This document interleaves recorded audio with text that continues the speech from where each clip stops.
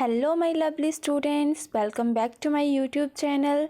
तो आज मैं आप बच्चों के लिए लेके आई हूँ क्लास 7 का 6 चैप्टर, जिसका नाम है physical and chemical changes. Okay, तो आज हम कुछ डिस्कस करेंगे आपके इसी चैप्टर के कुछ एमसीक्यू क्वेश्चन, ठीक है, जो बेस्ड रहेंगे आपके रिवीजन के ऊपर। ठीक है, तो फर्स्ट क्वेश्चन देखते हैं। क्वेश्चन शुरू करने से पहले बच्चों, मैं आप बच्चों को बता दूं कि आप सभी बच्चों ने ये क्वेश्चन जो है खुद से सॉल्व करने की कोशिश करनी है, क्योंकि अभी आप बच्चों को पता ही है कि अभी आपका रिवीजन टाइम चला हुआ है ना। तो सभी बच्चे क्या करेंगे कि जो भी आप बच्चों का रिज़ल्ट रहेगा, जो भी आप बच्चे अपना काउंट करेंगे कि कितने क्वेश्चन आपने ठीक बोले और कितने गलत बोले, ठीक है, तो वो फिर आप मुझे कमेंट करके लिखेंगे। ठीक है बच्चा पार्टी, ठीक है। तो फर्स्ट क्वेश्चन मैं शुरू करने जा रही हूँ। In which type of change a new substance is formed. तो आप बच्चे बताएंगे कि जब भी कोई नया सब्सटेंस बनता है तो वो कौन से टाइप का चेंज होता है। आप बच्चों ने चेंजेस पढ़े हुए हैं, है ना। चेंजेस कितने टाइप्स के होते हैं? दो टाइप्स के होते हैं, एक फिजिकल चेंज और एक केमिकल चेंज। तो फिजिकल चेंज की क्या प्रॉपर्टीज़ हैं? फिजिकल चेंज में होता है जब किसी भी ऑब्जेक्ट का या सब्सटेंस का या कोई किसी मटेरियल का शेप में चेंज आता है, साइज में चेंज आता है, ऑर्डर और स्मेल में चेंज आता है ना। तो ये सारी अगर प्रॉपर्टीज़ होंगी तो उसे हम फिजिकल चेंज बोलेंगे। और केमिकल चेंज कब बोलेंगे? केमिकल चेंज हम तब कहते हैं जब हमारे पास कोई नया पदार्थ बनता है, कोई नया सब्सटेंस बनता है। ठीक है, तो अब यहाँ पे देखेंगे, अब यहाँ पे पूछे हैं आपसे नया सब्सटेंस जो है उसे कब, जब नया सब्सटेंस बन जाएगा तब हम उसे कौन सा चेंज बोलेंगे? तो in physical change, in chemical change, in both A and B, या इन नाइदर ऑफ दीज। तो कौन सा ऑप्शन होगा यहाँ पे? Option B. Okay, in chemical change. Next question देखेंगे। Which among the following is a physical change. आप बच्चों ने बताना है कि इनमें से कौन सा चेंज जो है वो फिजिकल चेंज है। तो फिजिकल चेंज की सबसे पहले तो आपको प्रॉपर्टीज आनी चाहिए, है ना। तो प्रॉपर्टीज कौन सी होगी? फिजिकल चेंज की प्रॉपर्टी क्या होगी बच्चा? बताएंगे। फिजिकल चेंज की प्रॉपर्टीज अभी मैंने आपको बताया कि जिसकी स्मेल में, साइज में, शेप में चेंजेस आते हैं वो सारे फिजिकल प्रॉपर्टीज होंगी, है ना। और जो नया सब्सटेंस बनेगा वो केमिकल। ठीक है, तो फर्स्ट देखेंगे cutting a log of would in small pieces. तो इसका मीनिंग क्या हुआ कि एक वुड लेंगे, उसे हम लोग क्या करेंगे? देखो, एक वुड ली आपने, ठीक है, इसे कट कर दिया स्मॉल पीसेस में, तब भी ये क्या रही? वुड ही रही, बट कौन से साइज में? साइज इसका चेंज हुआ। नेक्स्ट देखेंगे बर्निंग ऑफ वुड। अब यहाँ पे क्या किया आपने? एक वुड ली, लकड़ी ली और उसको जला दिया, तो उसकी क्या बन गई? यहाँ पे ऐश बन गई, है ना। अब ये ऐश जो है, अब मैं आपको बोलूँ कि नहीं आप लोगों ने ये लकड़ी क्यों जला दी, अब मुझे ये लकड़ी वापस चाहिए, तो आप लोग दे पाओगे? नहीं दे पाओगे, क्योंकि जो वुड थी दैट इज कन्वर्टेड इनटू ऐश, है ना। तो ये क्या हो जाएगी? अब इसमें नया सब्सटेंस बन गया जो इरिवर्सिबल होगा। ठीक है, फिर नेक्स्ट राइपनिंग ऑफ फ्रूट। अब जैसे आपके पास आम है, मैंगो है, तो मैंगो पक गया, ठीक है, या फिर मैंगो को हमने राइप कर दिया। ठीक है, तो अब मैं बोलूँ कि नहीं मुझे तो कच्चा ही आम खाना था, आप लोगों ने इसे पका दिया, अब आप इसे कच्चा करके दो, आप लोग दे पाओगे? नॉट पॉसिबल, है ना। तो ये भी कौन सा चेंज हो गया? केमिकल चेंज हो गया। उसके बाद cooking of food, same age, अब आपने बहुत सारी दाल ली और डाल दी, ठीक है, पका दी आपने। अब आपकी मम्मा बोलेगी या आपके बड़े भाई या बहन बोलेंगे कि इतनी सारी दाल डाल दी, इतनी सारी दाल नहीं डालनी थी, थोड़ी सी दाल डालनी थी। अब ऐसा करो, वापिस से थोड़ा सा जितनी चाहिए हमें उतनी लेंगे, बाकी को कच्चा कर दो। अब कर पाओगे? नहीं कर पाओगे ना। इट मीन्स कि ये भी आपका एक नया सब्सटेंस बन रहा है। So this is also a chemical change. Okay, तो यहाँ पे हम लोग देखेंगे कि आपसे क्वेश्चन में क्या पूछा गया है। आपके पास पूछा गया है विच among the following is a physical change. तो फिजिकल चेंज किस में हुआ? वुड में हुआ, है ना। Cutting a would of in small pieces. समझ गए? नेक्स्ट क्वेश्चन देखेंगे, which of the following is a chemical change. अब आप बच्चों ने बताना है इसमें केमिकल चेंज क्या है, और वीडियो को ऐसे बीच में छोड़ के कोई बच्चा नहीं जाएगा, सभी बच्चे देखेंगे क्वेश्चंस को, ओके। और जिनके कंसेप्ट क्लियर नहीं हैं वो भी कंसेप्ट क्लियर करने की कोशिश करेंगे। समझ गए? नेक्स्ट देखेंगे, which of the following is a chemical change. अब केमिकल चेंज की आपको प्रॉपर्टीज आनी चाहिए कि केमिकल चेंज कौन सा चेंज है ना। तो देखेंगे, bursting of a fire cracker. जब आप पटाखे चलाते हो, क्रैकर्स चलाते हो, कब चलाते हैं? दिवाली के दिन, है ना। अब दिवाली के दिन आपने क्या किया, जोरों शोरों से आप लोगों ने मज़े से बहुत सारे पैसों के क्या लेके आए, क्रैकर्स लेके आए। जब दिवाली हो गई फिर उसके बाद सोचा अच्छा कुछ ज़्यादा ही खर्च हो गया, हम लोग पैसे सेव भी कर सकते थे, है ना। तो अब फिर आप क्या करोगे, अब जो आप लोगों ने क्रैकर्स जलाए हुए हैं, है ना, तो आप क्या करोगे, उन्हें जो जो जले हुए पटाखे हैं उन्हें फिर से आप वही बना दोगे, फिर से आप क्रैकर्स बना दोगे। जो उनके जो फटे हुए कागज़ हैं, कुछ की धूल बन चुकी है, कुछ हवा में उड़ गए हैं, है ना, तो वो सारे क्या हो जाएंगे, दैट इज़ न्यू सब्सटेंस। ठीक है, तो ये तो एक फर्स्ट हो गया। उसके बाद जर्मिनेशन ऑफ सीड। अब आपने क्या किया, एक सीड लिया, उसे ज़मीन में लगा दिया, अब वो जर्मिनेट होके वहाँ से प्लांटेशन, सुंदर सी प्लांटेशन शुरू हो गई, है ना।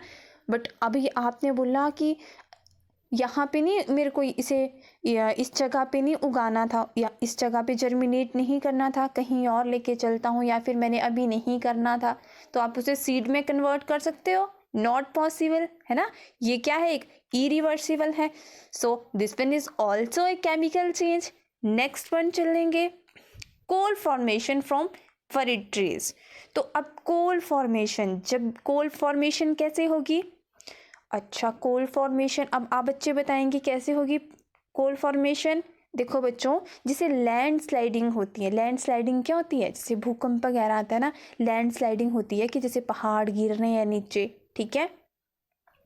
तो जैसे पहाड़ गिरेंगे नीचे तो उनके नीचे क्या दब जाएंगे, प्लांट्स दब जाएंगे, बड़ी बड़ी चट्टानें उनके, या फिर जंगलों के ऊपर बड़ी बड़ी चट्टानें आएंगी, है ना, वो दबा देंगी पेड़ों को।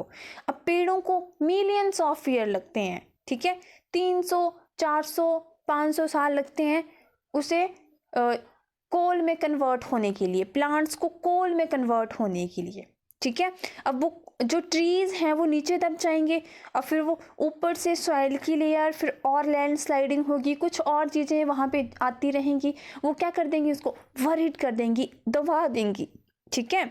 अब दबा देंगी तो वहाँ पे उन प्लांट्स के ऊपर क्या होगा, प्रेशर चल जाएगा बहुत ज़्यादा, है ना, ठीक है। जैसे आज का ठंड का मौसम है, अभी आपको ठंड लग रही होगी सोते टाइम, है ना, जब आप सोते हो तो ये भी कंबल ओढ़ लिया, रजाई भी ओढ़ ली, एक और रजाई ओढ़ ली, फिर थोड़ी देर बाद क्या होगा, आपका अंदर का जो टेम्परेचर होता है, आपको गर्मी महसूस होती है, फिर लगते हो फेंकने आगे पीछे, करते हो ना ऐसा, है ना। तो फिर वो क्या होता है कि वो आपको टेम्परेचर मिल रहा है आपके पास, तो आप तो लिविंग हो, लेकिन प्लांट्स जो होते हैं वो दब गए होते हैं, वो नॉन लिविंग में आ जाते हैं फिर, क्योंकि उन्हें पूरा जो सिस्टम है वो लिविंग से नॉन लिविंग तक पहुंच जाते हैं वो, ठीक है, वो मर जाते हैं, वो नीचे दब जाते हैं, जिसकी वजह से वहाँ पे ना तो उन्हें सनलाइट मिलती है, ना तो वो फोटोसिंथेसिस करके अपना फूड बना सकते हैं, ठीक है। ये सारी चीज़ें करके जो है वो क्या करते हैं, फिर नीचे दब जाएंगे, वो नॉन लिविंग में आ जाएंगे, ठीक है। अब वो तो हटा नहीं सकते हैं कि उठाओ मेरी ऊपर से मिट्टी उठाओ, ये चट्टानें उठाओ,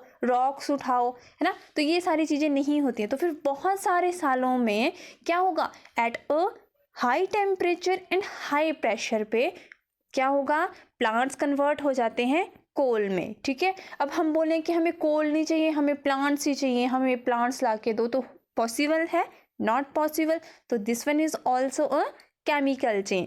तो यहाँ पे तो सभी तीनों के तीनों ऑप्शन आपके केमिकल चेंज में आ गए। अब बताएंगे कौन सा ऑप्शन सही है इसमें से, तो option D, all of these. समझ गए? ओके, वीडियो अच्छी लग रही है तो प्लीज़ लाइक कर दें, शेयर कर दें और चैनल को सब्सक्राइब कर दें। नेक्स्ट क्वेश्चन देखेंगे, which is a method to prevent rust. अब रस्ट पढ़ा है आप बच्चों ने, रस्ट क्या होता है? रस्ट होता है जंग लगना, ठीक है। अब प्रिवेंट क्या है? बचाव।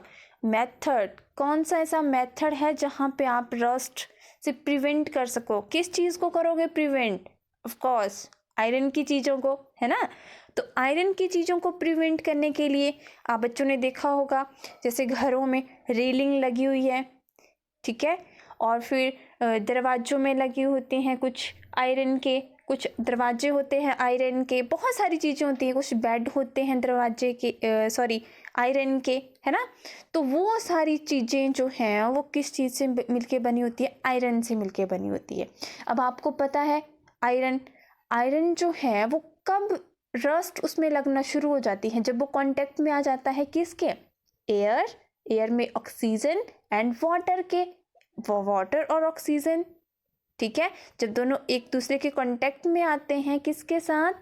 आयरन के साथ, ठीक है, तो वो क्या बना देते हैं? वो रस्ट बना देते हैं, ठीक है। तो इस चीज़ से प्रिवेंट करने के लिए जब भी हमारे पास लोहे की चीज़ें दी जाती हैं, आपने शॉप्स वगैरह में देखा होगा, तो वहाँ पे वो क्या करते हैं? वो वहाँ पे या तो पेंट करेंगे या तो फिर वो बाई इलेक्ट्रिकली जो है या फिर किसी और चीज़ से जो है वो उनके ऊपर पहले से ही लेयर्स चढ़ा देते हैं, डिपॉजिट कर देते हैं लेयर किस चीज़ की? या तो वो आयरन की या जिंक की कर देंगे, सॉरी, है ना, जिंक की कर देंगे, आयरन के ऊपर जो है वो जिंक की लेयरिंग कर देंगे, जिसे हम क्या बोलेंगे?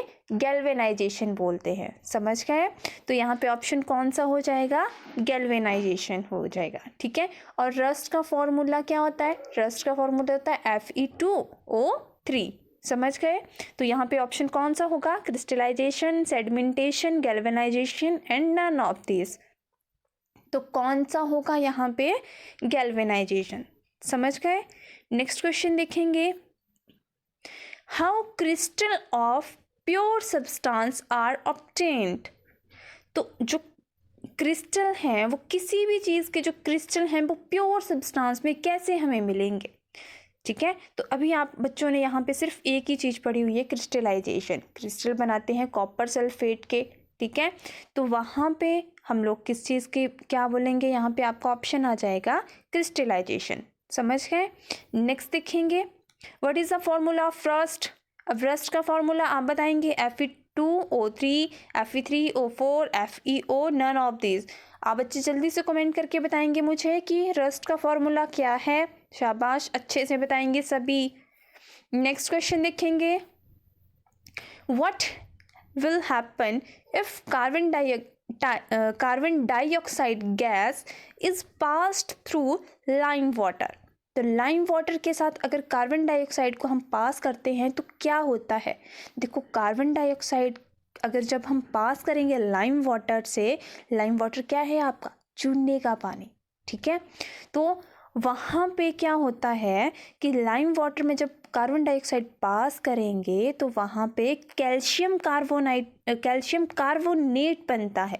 समझ गए? क्या बनता है वहाँ पे? Calcium carbonate. और वो जो चूने का पानी होता है ना, वो टर्न हो जाता है मिल्की, जैसे दूध या रंग होता है, दूध की तरह लगता है वो, ठीक है। समझ गए? तो इसमें क्या हो जाएगा? दोनों ऑप्शन सही है हमारे, तो इनमें option C is correct, both of these. समझ गए? नेक्स्ट क्वेश्चन है, iron pillar near the Qutub Minar in Delhi is famous for the following facts. Which of these facts are responsible for its long stability? तो स्टेबिलिटी क्या होती है? स्टेबिलिटी मतलब कि वो अपनी जगह पे इतने सालों से कैसे खड़ा है ना। तो कैसे खड़ा है वो? कौन? आयरन पिलर, जो कहाँ है? कुतुब मीनार के नज़दीक है। और कुतुब मीनार कहाँ है? दिल्ली में है। दिल्ली में एक फेमस चीज़ है, क्या है वो? कुतुब मीनार, ऑफ कोर्स, है ना।